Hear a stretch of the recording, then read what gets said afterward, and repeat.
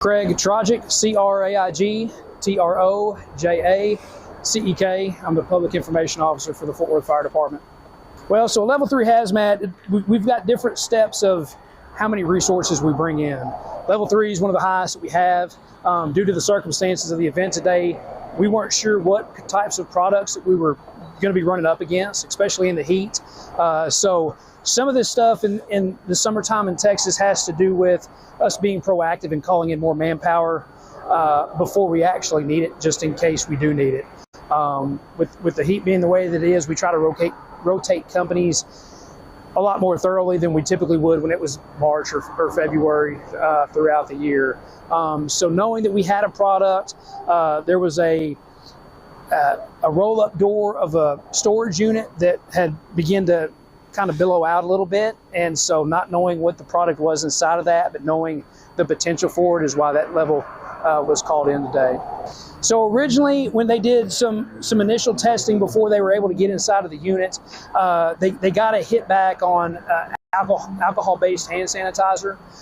Once they got into the unit, it came back kind of inconclusive, but the product was inside of a hand sanitizer packaging and boxes, so the label and everything matched kind of initially what we thought it was to begin with.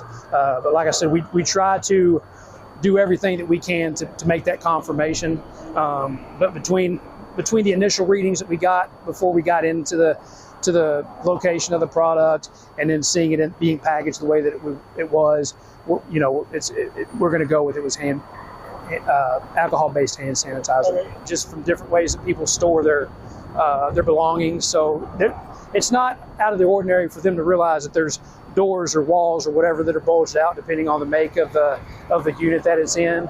So that's why originally there wasn't too much concern. One of the things, there was furniture that was falling over, and from what I understand from the business owners here, that happens quite a bit. Furniture from other sides had kind of fallen over. So like I said, once they got in there to start doing that testing, that's what it appeared to be.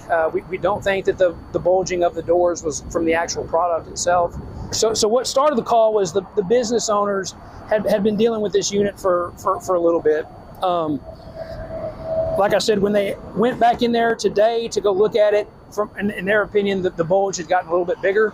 There was also the smell of some type of chemicals involved in close proximity to that unit. So that's when they went ahead and made the call, just out of a safety standpoint, to contact 911 and get us out here today. Like I said, once we arrived on scene and kind of realized everything that was going on, we went ahead and escalated the call just to get more people here on the ground, just in case, at that point, not knowing what it could have been. We always kind of err on the side of good.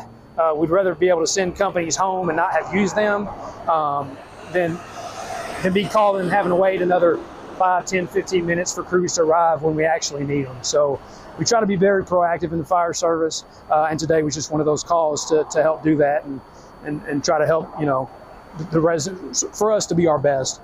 I do know that environmental has been contacted about this situation. I'm not sure what their response time is into this, but they are. They're going to be on their way out here to take a look and do everything that they do on their end as well.